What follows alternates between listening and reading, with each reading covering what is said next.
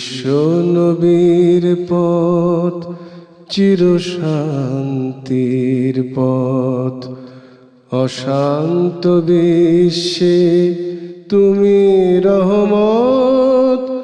এসো তাই মেধা মননে জেনে নে। আসসালামু আলাইকুম ওরহমতুল্লাহি ওবরাকাতুহু। ইন্নাল হামদুলিল্লাহ ওয়াসসালাতু ওয়াসসালামু আলা রাসূলিল্লাহ ওয়া আলিহি ওয়া আসহাবিহি আজমাইন। সম্মানিত দর্শক শ্রোতা, স্বাগত জানাচ্ছি এনটিভির জুমাবারের নিয়মিত আয়োজন দারসুল হাদিস অনুষ্ঠান থেকে।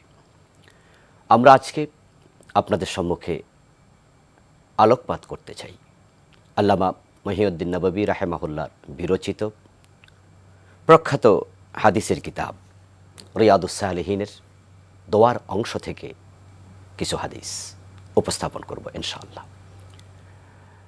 আমরা সকলে জানি দোয়া হচ্ছে মোমেনের অনেক বড় হাতিয়ার। হাদিসে এসেছে দোয়া সেলাহুল মুমিন। মোমেনেরা শয়তানের ষড়যন্ত্র, নফসের ধোঁকা অথবা ওদের যে কোনো শত্রুর আক্রমণ থেকে নিজেকে বাঁচাতে আল্লাহর সাহায্য প্রার্থনা করে, আর একেই আমরা দোয়া বলি। আল্লামা তিবি রাহিমাহুল্লাহ বলেছেন, আদ-দোয়া হুয়া ইজহারু গায়াতি তাযাল্লুল ওয়াল ইফতিকারি ইলাল্লাহ। দোয়া হচ্ছে আল্লাহ তাআলার নিকটে চূড়ান্ত বিনয় প্রকাশ করে নিজের দৈন্যতা তুলে ধরা। অর্থাৎ আপনার চাহিদা আপনার রবের কাছে আপনি উপস্থাপন করবেন একবারে বিনয়ের সাথে। নিজের চূড়ান্ত বিনয় প্রকাশ করে কিছু চাওয়াকেই দোয়া বলা হয়। আল্লাহ তাআলা দোয়া করাকে খুবই পছন্দ করেন। রাসূলুল্লাহ সাল্লাল্লাহু আলাইহি ওয়াসাল্লাম এই জন্য বলেছেন, আদ-দোয়া হুয়াল ইবাদাহ। দোয়াটাই একটা ইবাদত। দোয়া কবুল হলো নাকি হলো না সেটা পরের বিষয়। যদি শুধু আপনি দোয়া করেন, এতেই আল্লাহ তাআলা আপনার আমল নামায় ইবাদতের সওয়াব লিখে দেন। এর কারণ কি? কারণ হলো আল্লাহ তাআলা নিজেই বলেছেন, উদউনি আস্তাজিব লাকুম। তোমরা আমার কাছে দোয়া করো, চাও, আমি তোমাদের দোয়া কবুল করব, আমি দোয়ায় সাড়া দেব। তো আল্লাহ তাআলা যেহেতু বলেছেন দোয়া করো, তাই দোয়া করা ইবাদত। আল্লাহ তাআলা যে কোনো কাজের নির্দেশ প্রদান করলে সে কাজ সম্পাদন করাই ইবাদত হয়ে যায়। আল্লাহ বলেছেন, আকিমুস সালাহ, নামাজ কায়েম করো, নামাজ কায়েম করা ইবাদত। আল্লাহ বলেছেন রোজা রাখো, রমজানে রোজা রাখা ইবাদত। তো আল্লাহ বলেছেন দোয়া করো, সুতরাং দোয়া করাটাও ইবাদত। আর দোয়া করলেই দোয়া বিফলে যায় না, ব্যর্থ হয় না। আল্লাহ তাআলা নিজে ঘোষণা করেছেন, আস্তাজিব লাকুম, আমি তোমাদের দোয়ায় সাড়া দেব। সুতরাং আমরা আল্লাহ দোয়া কবুল করবেন এই প্রত্যাশা নিয়েই আল্লাহর কাছে দোয়া করতে চাই। আর আল্লাহ যদি আমাদের দোয়া কবুল করেন, তাহলে আমরা পরাজিত হব না, ব্যর্থ হব না। কারণ আল্লাহ এতটাই শক্তিধর। তিনি কোরআন মাজিদের বিভিন্ন জায়গায় বলেছেন, ইন্নাল্লাহ আলা কুল্লি শাইইন কাদির, যে আল্লাহ সব ব্যাপারে শক্তিশালী, সকল বিষয়ের উপরে ক্ষমতাধর।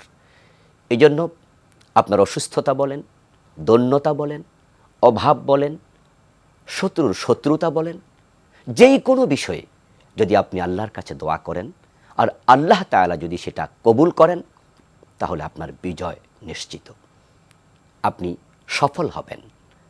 আল্লাহ তাআলা কোরআন মাজিদে আমাদেরকে তিনি বলছেন, ইজা সাআলাকা ইবাদি আন্নি ফাইন্নী করিব উজিবু দাওয়াতাদ দাঈ ইজা দাআন। হে নবী, লোকজন আপনার কাছে আমি আল্লাহর ব্যাপারে জানতে চাইবে, আপনি তখন বলে দিন, ফাইন্নী করিব, আমি খুবই নিকটে আছি। উজিবু দাওয়াতাদ দাঈ ইজা দাআন, যখন কোনো দোয়াকারী আমাকে ডাকে, আহ্বানকারী আমাকে আহ্বান করে, আমার নিকটে কিছু চায়, আমি তার ডাকে সাড়া দেই। সে যা চায় সেটা আমি তাকে দেই।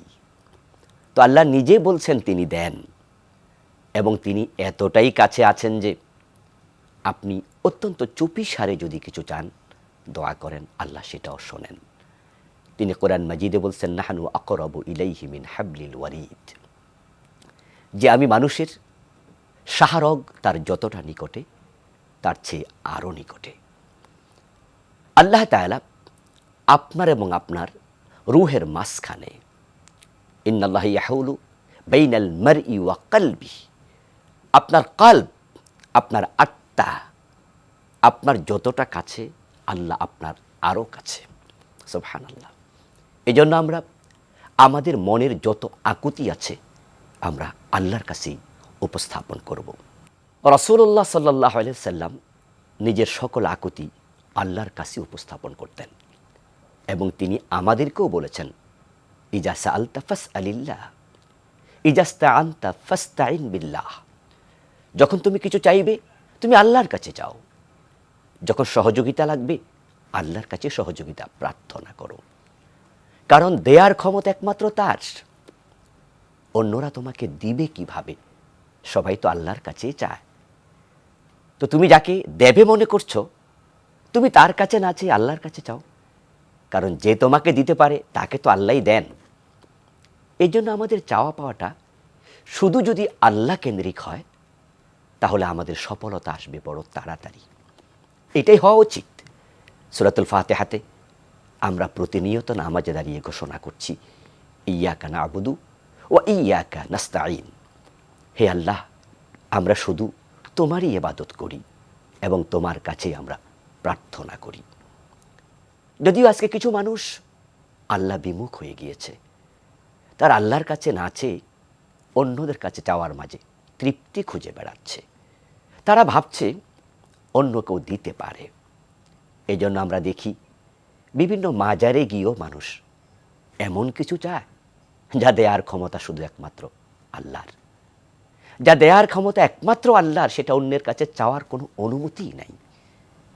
এটা যদি কেউ চায় তাহলে শিরক হয়ে যাবে। কিন্তু মানুষ না বুঝে অন্যের কাছে চেয়েও তারা শিরক করছে। আমরা বিস্মিত হই যখন কোনো মানুষ মৃত পীরের কাছে গিয়ে সন্তান চায়, চাকরি চায়, রিজিক চায়। কি বিস্ময়কর!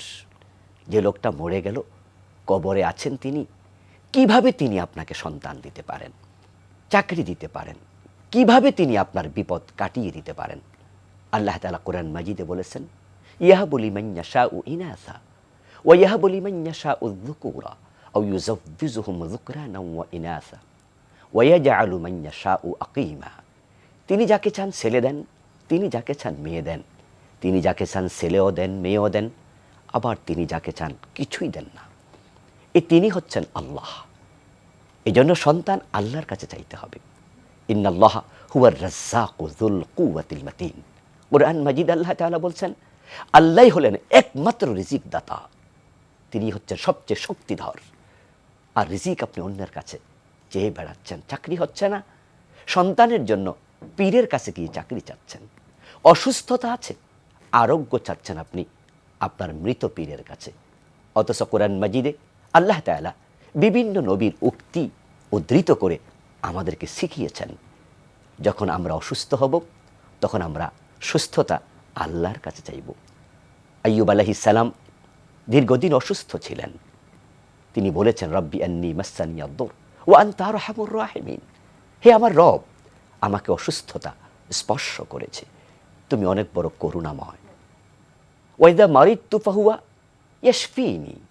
আমি অসুস্থ হলে তিনি আল্লাহ আমাকে শেফা দান করেন। কিন্তু আপনি এই শেফা কামনা করছেন, দোয়া করছেন এমন এক লোকের কাছে যিনি মরে আছেন কবরে। তিনি কিভাবে দেবেন? আল্লাহ তাআলা ইব্রাহিম আলাইহিস সালামের ৮৬ বছর বয়সে নিঃসন্তান জীবনের কাহিনী আমাদেরকে বর্ণনা করে শোনান। দাড়ি পেকে গেছে, চুল পেকে গেছে, ইব্রাহিম আলাইহিস সালামের সন্তান হয়নি। তখন তিনি বলেছিলেন, রব্বি হাবলি মিনাস সালিহিন। হে আমার রব, আপনি আমাকে একটি উত্তম সন্তান দিন, নেক সন্তান প্রদান করুন। ইব্রাহিম আলাইহিস সালামের তিরোধানের ২৫০০ বছর পরে কোরআন নাজিল হয়েছে। এ কোরআনে আল্লাহ তাআলা ইব্রাহিম সন্তান চেয়েছেন আল্লাহর কাছে, এই কথা কেন উদ্ধৃত করলেন? উদ্ধৃত করার কারণ আমরা যেন এখান থেকে শিক্ষা গ্রহণ করি, সন্তান না হলে আমরা যেন আল্লাহর কাছে যাই। ইব্রাহিম আলাইহিস সালামকে সে বৃদ্ধ বয়সে আল্লাহ তাআলা ইসমাইলকে দিয়েছেন। ফাবাশশারনাহু বিগুলামিন হালিম। আল্লাহ তাআলা বলেন যে হ্যাঁ, আমি তাকে একজন ধৈর্যশীল উত্তম সন্তানের সুসংবাদ দিয়েছি। আমরা জানি হযরত জাকারিয়া আলাইহিস সালামও তার নিঃসন্তান জীবনে আল্লাহর কাছে সন্তান চেয়েছেন। তিনি মারিয়াম আলাইহিস সালামের মেহরাবে গেলেন, গিয়ে মসজিদ আকসার সাথে ওনার কুঠুরিতে দেখলেন অমৌসুমী কিছু ফল তিনি খাচ্ছেন। জিজ্ঞাসা করলেন, ইয়া মারিয়াম আন্না লাকি হাযা, মারিয়াম এই ফলগুলো কোথা থেকে আসলো? এখন তো এই ফলের মৌসুম নয়। মারিয়াম আলাইহিস সালাম জবাব দিলেন, হুয়া মিন ইনদিল্লাহ, এটা আল্লাহর পক্ষ থেকে এসেছে। তখন জাকারিয়া আলাইহিস সালাম মনে মনে ভাবলেন যে আল্লাহ তাআলা অমৌসুমে ফল দিতে পারেন, তিনি আমার বৃদ্ধ বয়সে সন্তান কেন দিতে পারবেন না? তিনি সেখানে দাঁড়িয়েই আল্লাহর কাছে দোয়া করলেন। হুনালিকা দাআ জাকারিয়া রাব্বাহ রব্বি হাবলি মিন লাদুনকা যুররিয়াতান তাইয়্যিবাহ ইন্নাকা সামিউদ দুআ। সেখানে দাঁড়িয়ে তিনি বললেন, ও আমার রব, আমাকে আপনি অতি পবিত্র উত্তম প্রজন্ম সন্তান প্রদান করুন। আপনি তো দোয়া শ্রবণ করেন, আপনিই তো শ্রবণকারী। আল্লাহ তাআলা হযরত জাকারিয়া আলাইহিস সালামের দোয়া তৎক্ষণাৎ কবুল করেছিলেন। তিনি সেখান থেকে বাড়িতে ফিরে আসা লাগেনি, ওখানে থাকা অবস্থায় আল্লাহ তাআলা ফেরেশতা পাঠিয়ে দিলেন, সুসংবাদ দিলেন হযরত জাকারিয়াকে ইয়াহইয়া নামে একজন সন্তান আল্লাহ দেবেন। আল্লাহ নাম পর্যন্ত রেখে দিয়েছেন। তিনি বলেছেন, সাইয়্যিদান ওয়া হাসুরা ওয়া নাবিয়্যাম মিনাস সালিহিন, সে নেতা হবে, সে অত্যন্ত চরিত্রবান হবে এবং সে নবী হবে। আল্লাহ তাআলা হযরত জাকারিয়া আলাইহিস সালামের দোয়া কবুল করেছেন তৎক্ষণাৎ, ইব্রাহিমের দোয়া কবুল করেছেন তৎক্ষণাৎ। তো আমরা কেন দোয়া করব না? আমরা আল্লাহর কাছে চাওয়া উচিত। রাসূলুল্লাহ সাল্লাল্লাহু আলাইহি সাল্লামের জন্য বলেছেন, লাইসা শাইউন আকরামা আলাল্লাহি মিনাদ দুআ। আল্লাহ তাআলার কাছে দোয়ার চেয়ে সম্মানিত আর কোনো বস্তু নেই। মানুষ যখন দোয়া করে আল্লাহ তখন খুবই খুশি হন। আল্লাহ তাআলা এই জন্যই খুশি হন যে মানুষ তার কাছে দোয়া করে প্রমাণ করেছে সে আল্লাহকে দাতা এবং দয়ালু মনে করে। আর আল্লাহর তো নাম হচ্ছে রহিম, রহমান। তিনি ওয়াসিউল মাগফিরা, তিনি আল গনি, তিনি দেন, তিনি যুর রাহমা। এই জন্য মানুষ যখন দোয়া করে এই নামগুলোর প্রতিফলন ঘটে, যার কারণে দোয়া করলে আল্লাহ খুব খুশি হন। প্রিয় নবী আমাদেরকে বললেন যে আল্লাহর কাছে দোয়া খুবই প্রিয় জিনিস। এই জন্য আমার প্রিয় ভাইয়েরা, আমরা আল্লাহর কাছে বেশি বেশি দোয়া করব। যখন কোনো মানুষ দোয়া করে না, দোয়া থেকে মুখ ফিরিয়ে নেয়, আল্লাহ তার উপর রাগান্বিত হন। ক্বালান নবী সাল্লাল্লাহু আলাইহি ওয়াসাল্লাম, মান লাম ইয়াদউল্লাহ গাদিবা আলাইহি। যে ব্যক্তি আল্লাহর কাছে দোয়া করে না, আল্লাহ তার উপর নারাজ হন, অসন্তুষ্ট হন। এটা আল্লাহ তাআলার কতটা বড় মহানুভবতা একটু কল্পনা করুন তো। আমরা কারো কাছে বারবার চাইলে তিনি বিরক্ত হন না। তিনি আপনার বাবা অথবা আপনার মা। আপনি যে কোনো জিনিস দুবার, তিনবার, পাঁচবার লাগাতার চেয়ে দেখুন, তিনি আপনাকে ধমক দিয়ে দেবে, বলে দেবে, পরে আসো, সরো তো, এত চাইছেই কেন করো। কিন্তু আল্লাহ তাআলা একেবারে উল্টা। কেউ না চাইলে তিনি রাগ করেন। যে যত বেশি চায় আল্লাহ তত বেশি খুশি হন। এজন্য অবশ্যই আমাদের দোয়া বাড়িয়ে দিতে হবে। রাসূলুল্লাহ সাল্লাল্লাহু আলাইহি সাল্লাম দোয়া প্রসঙ্গে আরেকটি হাদিস বললেন, ইন্না রাব্বাকুম হাইয়ুন কারীম ইয়াস্তাহি মিন আবদিহি ইযা রাফা ইলাইহি ইয়াদাইহি আন ইয়ারুদ্দাহুমা সিফরান লাইসা ফীহিমা শাই। আল্লাহর হাবিব বলছেন, নিশ্চয় তোমাদের রব বড় লাজুক প্রকৃতির, তিনি বড় দাতা, বড় করিম। যখন তোমাদের কেউ তার দিকে দুহাত তুলে কিছু চায়, তখন তিনি ওই দুই হাত খালি ফিরিয়ে দিতে লজ্জাবোধ করেন। এই জন্য যে ব্যক্তি আল্লাহর দিকে দুহাত তুলবে, সে আশা করতে পারে আল্লাহ তার দুহাত খালি হাতে ফেরাবেন না, কারণ তিনি দাতা এবং তিনি লজ্জাশীল। এই জন্য তিনি খালি হাতে ফিরান না। তাহলে আমরা নিশ্চয়ই আশাবাদী হই আল্লাহ তাআলার কাছে দোয়া করতে পারি। এই জন্য রাসূল বলছেন যে দোয়া কবুল হয় এরকম একটি ইয়াকিন রেখে তোমরা দোয়া করো। যারা দোয়া করে না তারা অক্ষম মানুষ। ক্বালান নবী সাল্লাল্লাহু আলাইহি ওয়াসাল্লাম, ইন্না আজাজান নাস মান আজিজা আনিদ দোয়া। মানুষদের মাঝে সেই হচ্ছে সবচেয়ে অক্ষম মানুষ, যে ব্যক্তি দোয়া করতে অক্ষমতা দেখায়। সমাজে এমন অনেক মানুষই আছে যারা আল্লাহর কাছে চাই না। বিশেষ করে যারা একটু ভালো থাকে তারা আল্লাহকে বেশি পরিমাণ ভুলে থাকে। আমরা অসুস্থ হলে আল্লাহকে যতটা ডাকি, আল্লাহর সাথে যতটা সম্পর্ক স্থাপন করি, সুস্থ হওয়ার পরে কি সে সম্পর্ক আদৌ থাকে? আমরা বিপদে পড়ে আল্লাহকে যতটা ডাকি, যতটা দোয়া করি বিপদ থেকে পরিত্রাণের জন্য, বিপদ মুক্ত হওয়ার পরে আমরা আল্লাহকে ততটা কি আর ডাকি? আমরা আল্লাহকে ভুলে বসে থাকি। আমরা অসুস্থ হলে আল্লাহকে ডাকি, আমরা বিপদে মুসিবতে আল্লাহকে ডাকি, আমরা দারিদ্রতায় আল্লাহকে ডাকি, কিন্তু তার বিপরীত অবস্থায় যখন আমরা ভালো থাকি তখন আমরা অনেকে আর আল্লাহকে ডাকি না। আল্লাহ তখন নারাজ হন। এই জন্য রাসূল বলছেন সে অক্ষম মানুষ যে দোয়া করতে অক্ষম। এই জন্য প্রিয় ভাইয়েরা, আল্লাহর কাছে বেশি বেশি চাওয়া দরকার। আর আল্লাহ তাআলা তো চাওয়ার বিষয়ে সূরাতুল ফাতিহাতে আমাদেরকে দীক্ষা দিয়েছেন, শিক্ষা দিয়েছেন যে আমরা আল্লাহর কাছে বলবো ইহদিনাস সিরাতাল মুস্তাকিম। প্রতিদিন বারবার আমরা আল্লাহর কাছে বলছি, হে আল্লাহ, আপনি আমাদেরকে সরল সহজ পথের সন্ধান দিন, হেদায়াত দয়া করে আমাদেরকে দিয়ে দিন। এই যে চাওয়ার একটা মানসিকতা আল্লাহ সূরা ফাতিহার মাধ্যমে আমাদের ভিতরে তৈরি করতে চান। এই জন্য শোয়া বসায়, সুখে দুঃখে, যে কোনো অবস্থায় আমরা বেশি বেশি দোয়া করতে থাকব। অনেকে বলেন যে হুজুর, দোয়া তো করেছি, দোয়া তো কবুল হচ্ছে না। হ্যাঁ, কখনো কখনো এটা হতে পারে। আপনার কাছে মনে হতে পারে দোয়া কবুল হচ্ছে না, কিন্তু আপনার এই মনে হওয়াটা মোটেও সঠিক নয়। কারণ যেখানে আল্লাহ তাআলা বলেছেন তিনি দোয়া কবুল করবেন, সেখানে দোয়া কেন কবুল হবে না? আল্লাহ তো ওয়াদা ভঙ্গকারী নন। এই জন্য রাসূলুল্লাহ সাল্লাল্লাহু আলাইহি ওয়াসাল্লাম আরেকটি হাদিসে আমাদেরকে বলছেন, মা মিন মুসলিম ইয়ানসিবু ওয়াজহাহু লিল্লাহি ফি মাসআলাতিন ইল্লা আতাহা ইয়াহু।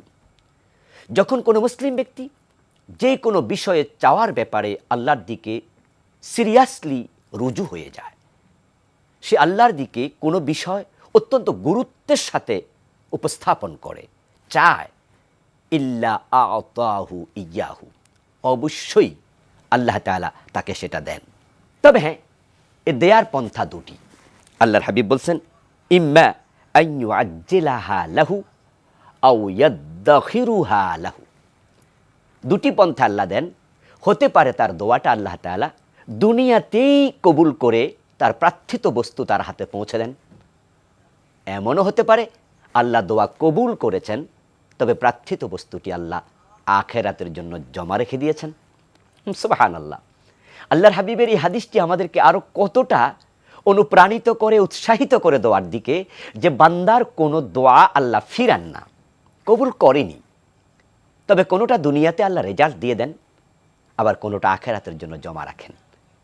আল্লাহ হচ্ছেন আমাদের সবচেয়ে বড় হিতাকাঙ্ক্ষী, আমাদের সবচেয়ে বড় কল্যাণকামী।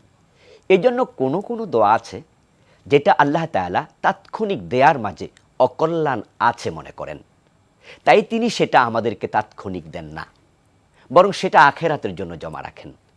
আসলেও আমরা অনেক সময় ইমোশনালি এমন কিছু চেয়ে বসি, পরক্ষণে ভাবি এটা না পেলেই ভালো ছিল। কারণ আমরা তো সব কিছু বুঝি না, কিসে কল্যাণ কিসে অকল্যাণ আমরা জানি না। খুব তাড়াহুড়ো করে আমরা স্টেশনে পৌঁছলাম আর আল্লাহর কাছে দোয়া করলাম যে আল্লাহ, আমি যেন ট্রেনটা মিস না করি। কিন্তু দেখা গেল যে আমি দোয়া করার পরেও ট্রেনটা মিস হয়ে গেল। আমি পৌঁছে দেখি 2 মিনিট আগে ট্রেনটা চলে গেছে। মনে মনে আমি ভাবলাম দোয়া তো কবুল হলো না।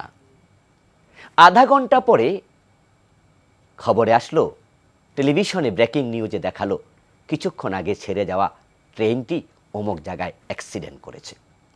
তখন আমরা বলি, আল্লাহু আকবার, আলহামদুলিল্লাহ, এই ট্রেন আমি মিস করেছি, ভালোই হয়েছে। কিন্তু আপনি কিছুক্ষণ আগে আফসোস করেছিলেন যে ট্রেনটা কেন মিস হলো, দোয়াটা তো কবুল হলো না। কিন্তু এখন বলছেন যে মিস করে ভালো হয়েছে। তাহলে বোঝা গেল কিছু কিছু দোয়া তাৎক্ষণিক কবুল না হওয়ার মাঝেও কল্যাণ আছে। তবে হ্যাঁ, আল্লাহ যদি মনে করেন যে এটা আপনাকে দেবেন না, তিনি দোয়া করার সওয়াবটা আপনাকে দিয়ে দেবেন। কারণ দোয়াই তো একটা ইবাদত, আর এটার প্রতিফল এবং রেজাল্ট আল্লাহ আখেরাতে আপনাকে ভোগ করাবেন। আবার কিছু কিছু চাওয়া আছে যেগুলো আল্লাহ দুনিয়াতে দেবেনই না, বরং এটা আখেরাতেই দেবেন, কারণ তিনি মনে করেন যে এটা আখেরাতে তার জন্য বেশি প্রয়োজন। তাই দোয়া কবুল হয়নি আমরা এমনটা মনে করব না। হাদিস আমাদেরকে শেখাচ্ছে দোয়া কবুল হচ্ছে। তাই দোয়া যত বেশি করা যায় ততই লাভ। আপনি হয়তো রেজাল্টটা এখানে পাবেন, না হয় অবশ্যই আপনি পরপারে তার রেজাল্ট পাবেন। আল্লাহ তাআলার আরেকটি সুন্নাহ হলো তিনি মানুষের সাথে মুআমালা করেন মানুষের ধারণার আলোকে। ক্বালান নবী সাল্লাল্লাহু আলাইহি ওয়াসাল্লাম ক্বালা আল্লাহু তাআলা আনা ইনদা যন্নি আবদি বি। হাদিসে কুদসি সহিহ বুখারীতে এসেছে। আল্লাহর বক্তব্য হলো আমি আমার বান্দার কাছে তার ধারণার মতো হাজির হই। আপনি যদি মনে করেন যে আল্লাহ হয়তো দোয়া কবুল করবে না, ঠিকই কবুল করবেন না। আবার যদি আপনি মনে করেন দোয়া কবুল হবেই, তাহলে অবশ্যই তিনি কবুল করবেন। এই জন্য আপনি কতটা দোয়ার দিকে গুরুত্ব দিয়েছেন সেটা ইম্পর্টেন্ট বিষয়। আর দোয়ার মাঝে আল্লাহর হাবিব সাল্লাল্লাহু আলাইহি সাল্লামের শিখানো দোয়াগুলো করাই শ্রেষ্ঠ, সেটাই ভালো।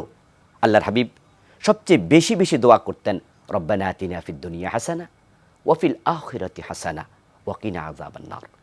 এই দোয়ার মাঝে দুনিয়া আখিরাতের সকল কল্যাণ একসাথে চাওয়া হয়েছে। এজন্য এই আয়াতে কারিমা মুখস্থ করুন, বেশি বেশি দোয়া করুন। আল্লাহর হাবিব দোয়া করতেন আল্লাহুম্মা ইন্নী আসআলুকাল হুদা ওয়াত তুকা ওয়াল আফাফা ওয়াল গিনা। হে আল্লাহ, আমি তোমার কাছে হেদায়াত চাই, তাকওয়া চাই, ক্ষমা চাই, আমি তোমার কাছে দারিদ্রতা মুক্ত জীবন চাই। এ দোয়া করবেন ইয়া মুকাল্লাবাল কুলুব সাব্বিত কলবি আলা দীনিক। প্রিয় নবী দোয়া বেশি বেশি করতেন। হে কলবের পরিবর্তনকারী, হৃদয়ের পরিবর্তনকারী আল্লাহ, আমার কলবকে তোমার দ্বীনের উপরে অটল অবিচল রেখে দাও। ইয়া মুসাররিফাল কুলুব সররিফ কলবি ইলা তাআতিক। ও আল্লাহ, কলবের পরিবর্তনকারী, আমার কলবকে তোমার আনুগত্যের দিকে পরিবর্তন করে দাও। রাসূলের শিখানো আর অসংখ্য দোয়া আছে। রিয়াদুস সালিহিনের দোয়ার অংশে আপনারা এই দোয়াগুলো পাবেন। এই বইটি অনবদ্য, নিজের পড়ার টেবিলে রাখতে পারেন, সুযোগ পেলেই একটু চোখ বুলাবেন। আল্লাহ তাআলা আমাদের সকলকে দোয়ার বিষয়ে গুরুত্ব দিয়ে দুনিয়া আখেরাতে সফলতা অর্জন করার মাওকায় পৌঁছার তৌফিক দান করুন। আমিন। ওয়াসসালামু আলাইকুম ওয়া রাহমাতুল্লাহি ওয়া বারাকাতুহু। চিরশান্তির পথ অশান্ত বিশ্বে তুমি রহমত, এসো তাই মেধা মননে